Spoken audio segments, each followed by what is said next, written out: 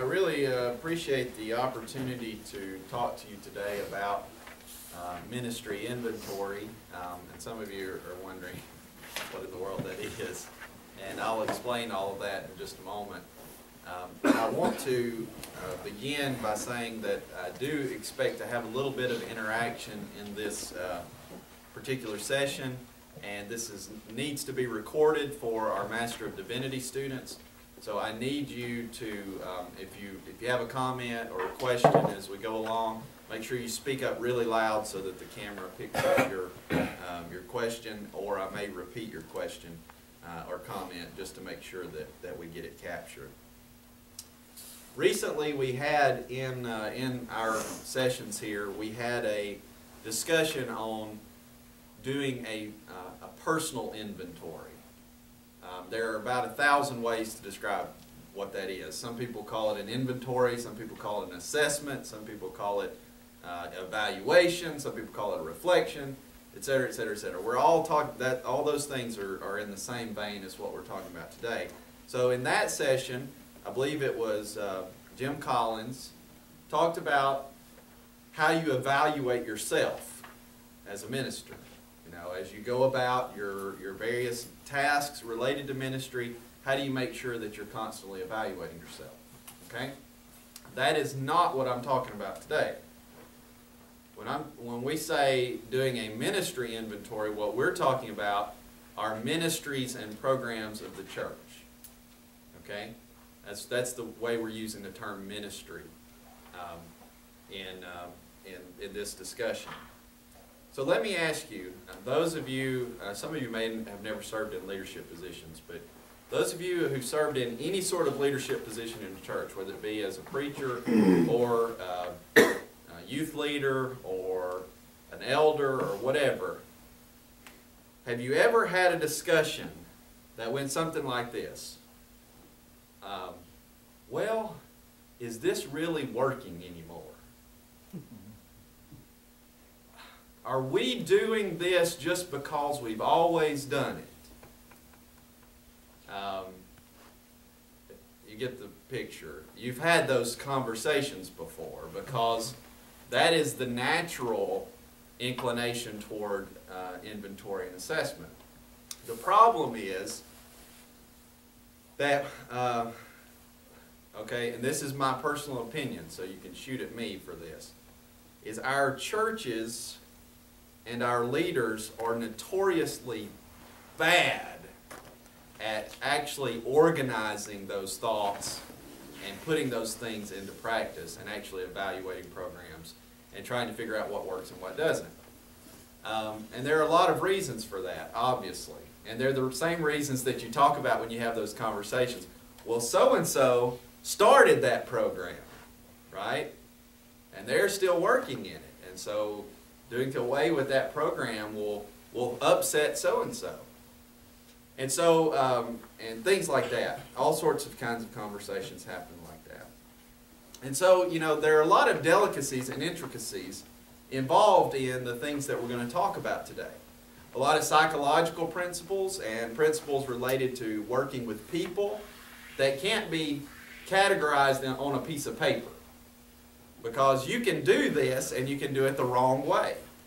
Or you can do this and you can do it the right way. So what I want to kind of talk about is ways you can do this and it be successful, and ways that you can do this that will be challenging. Okay? And we're all looking for successful ministry. How many of you know of a church that has no programs? Okay? All right, we got a couple of hands.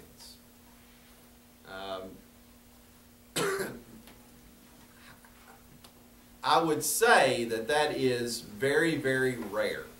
Okay? For some reason, churches and programs just kind of work together pretty well. So, for instance, when we have a command in the New Testament to go into all the world, preach the gospel to every creature.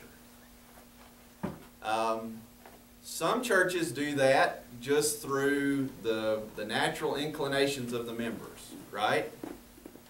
But what do a lot of churches do in order to fulfill that command? Yeah, they hire a missionary or they have a mission program, right? They set up a mission committee who also gets involved in the mission work. And all of a sudden, a ministry or an act of service becomes a program.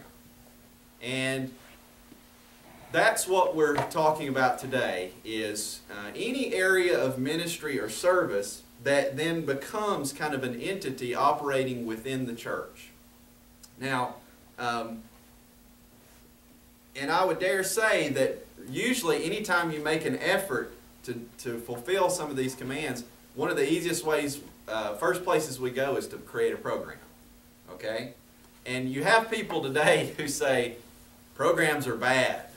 You know, we should not have programs. Every individual minister, every individual person is a minister, and everybody should be doing everything and those types of things. And what I would do is I would say, I hear what you're saying, but let's turn to Acts 6. You remember what happens in Acts 6? Those, Ryan and Brock better. They're in my class.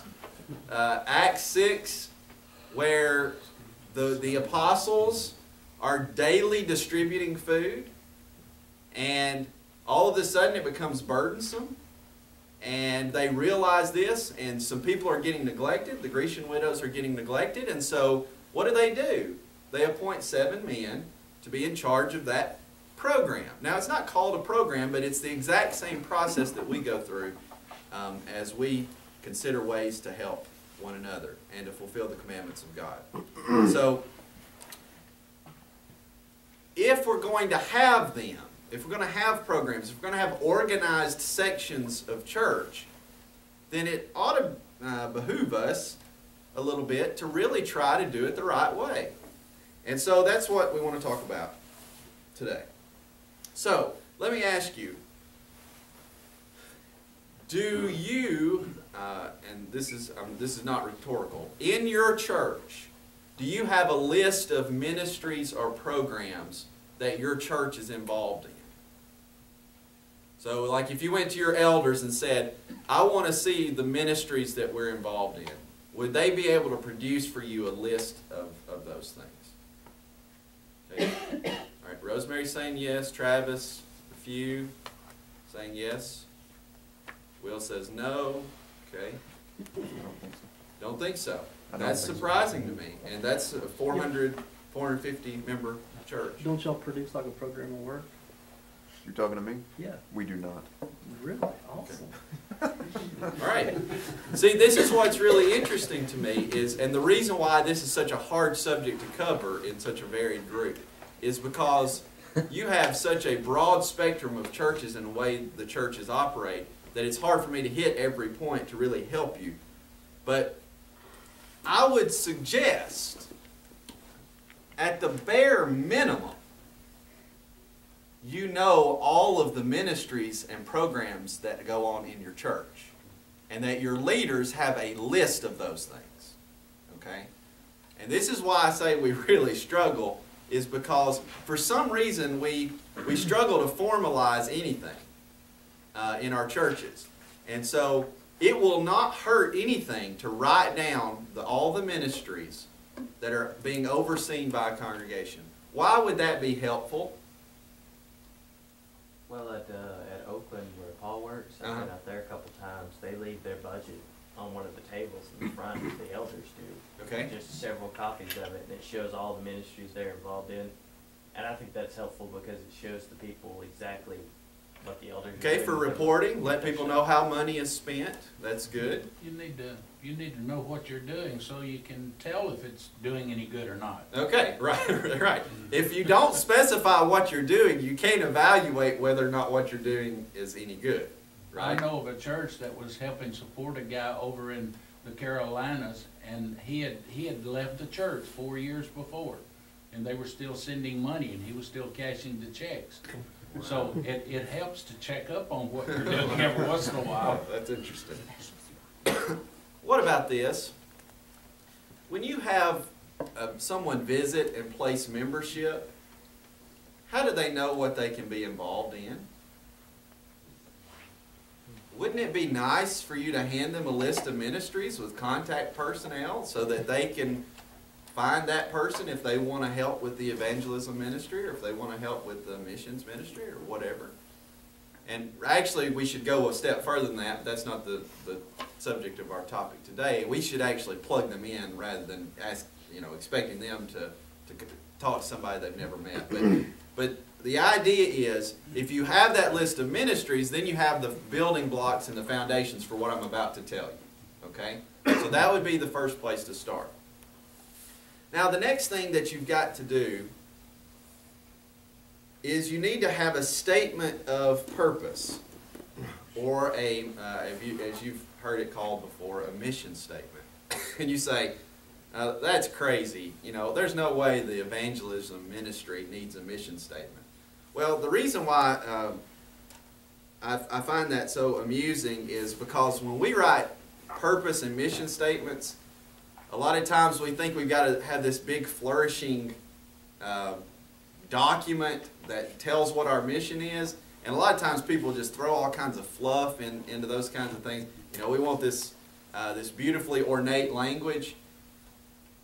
All a mission and purpose statement is a statement of what the purpose of the ministry is for. And why is it important, do you think, to actually write that statement down for each of those ministries that you have a list for? What do you think? So you can stay focused on that purpose. Okay. Have you ever had a conversation where two people in the same ministry are at odds with one another over what's happening in this certain ministry? If you haven't, you're going to before it's all over. Because what happens is, when you have more than one person involved in a work of any kind, whether it's feeding the Grecian widows or doing something else, then you've got multiple personalities and you've got multiple viewpoints. So what a mission statement or purpose statement does is it just clarifies what we're actually supposed to be doing in our ministry. So when one person wants to, in the evangelism ministry, wants to go and provide circus entertainment for, for something, for the local congregation, then that's outside of the statement of purpose. And it does not have to be a laborious process. And it does not have to take very long. In fact, you can sit down. In fact, elders can actually sit down and write these statements of purpose so that the people involved in them know what the statement of purpose is.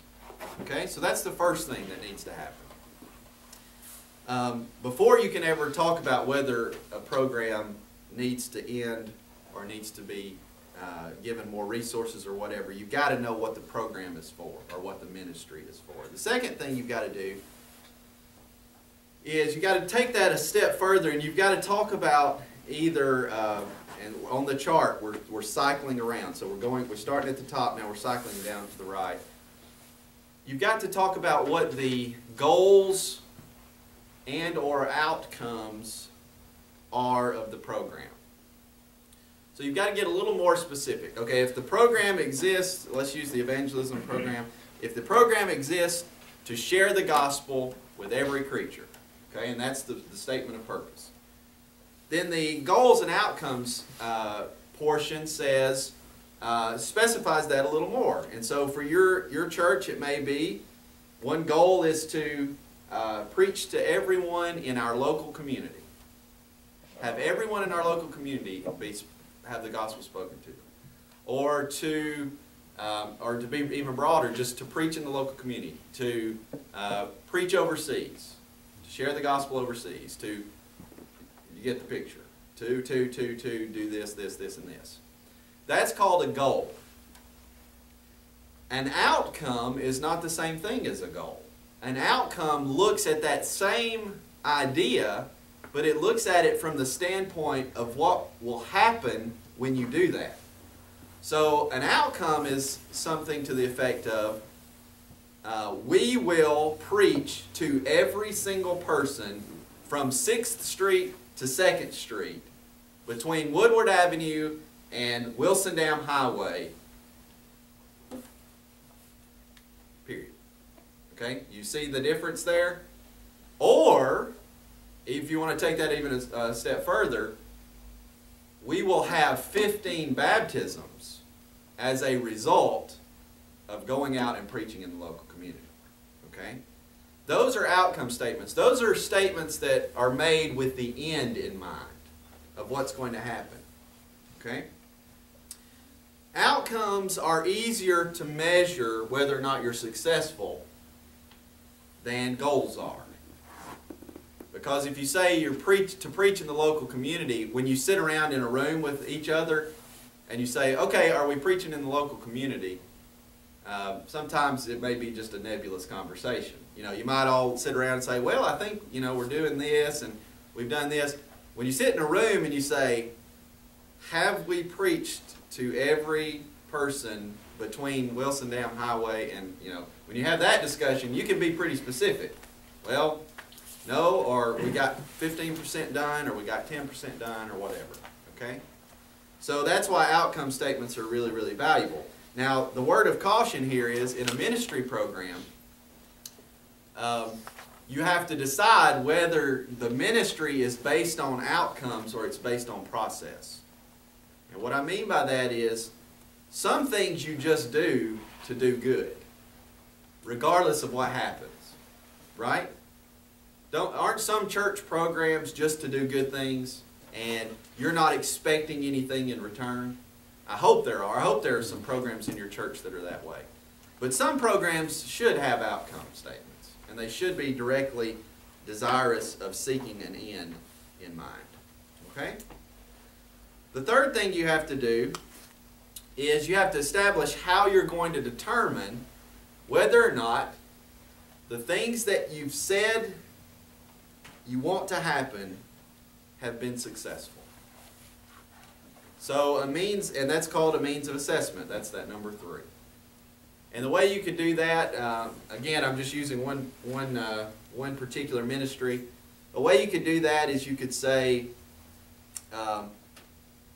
we will be successful if we preach to 3rd Street, 4th Street, and 5th Street this year. Okay? And that could be your means of assessment. So what you could then do is you could then, and when I say preach, I know I'm using that term in an old school way. What I mean is taking the gospel to people, whatever way you do it. But you can then know what will be the measure of success for you in a certain time frame. So when you talk about the means of assessment, they have to be specific and they have to be measurable. Okay, so you have to know what sort of benchmark you're looking for. All right, and then when you come to the next circle, then you just do the assessment.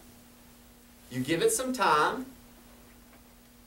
You know, wait 4 or 5 months, and I'll tell you some practical ways you can do this. You wait 4 or 5 months, and then you look at, you have a meeting, or you sit down and do it on paper, and you write out, did we preach to every person on 3rd, 4th, and 5th Street? Well, we got to 3rd and 4th Street, but we didn't get to 5th Street, and here's why. And that's assessing. That's all that assessment means. It means looking at a set standard, and seeing where you fail in within that standard. And then the fun part is column 5. That's when you look at the results of that discussion and you say, okay, how did we do? And what can we do better? Now, if you are doing this sort of thing, and I'll talk about closing the loop, and we'll finish out here in just a second. If you're doing this sort of thing for each of your programs and ministries, then you're going to have a much harder time having those conversations about whether or not this program is doing any good because of 2 reasons. Number 1, if this program is not doing any good, guess what? Because we're doing this, we're going to make it better. Right? We see that we're not doing everything we can do, so we're going to sit around and talk about it, and we're going to actually put in a plan to make it better. Or you're going to get rid of the program. Because you're going to come to the end of this and you're going to say, this is not effective anymore. We don't have to do this anymore. We are spinning our wheels, and when we keep looking at this, we see that what we're trying to do is not being effective. Okay? And so that's how you use the results to improve. Now, the hardest thing is for what happens in column 5, or that last circle, to move over into column 1. And that's what they call closing the loop. And what that means is, after you talk about it, how many of you have been in the meetings where you talk about all the things you can do better? And then you come to the next meeting and you're talking about the same thing the next time. And then you come to the next meeting and you're talking about the same thing the next time. And you wait a year because you're all sick of talking about it. And the year later meeting, then you talk about it again, about all the things you should be doing about the next time. Right? Those are because we always struggle to close that loop. When you talk about the things that need to be improved, you have to actually do them. Or else this whole process is meaningless. It's a waste of your time. So how could you do this? I was thinking about this, and I think this could actually be quite a bit of fun if you had people who were on board with this. In more formal settings, you have to write all this stuff down in columns, and you have to report it to other organizations who are checking up on you. But in church, if you can just do this, it would be valuable, even without a written document. If you could just do it. Writing it down would be better, but if you can't, what if you just had a meeting in January? I'll give you a scenario, an example scenario. What if you had a meeting in January of all your programs, where each program met on their own to talk about what their purpose was, what their purpose statement was, and to reevaluate that. And then in March, they wrote down their goals for the year. Or they wrote down some outcome statements, some things they would like to see accomplished.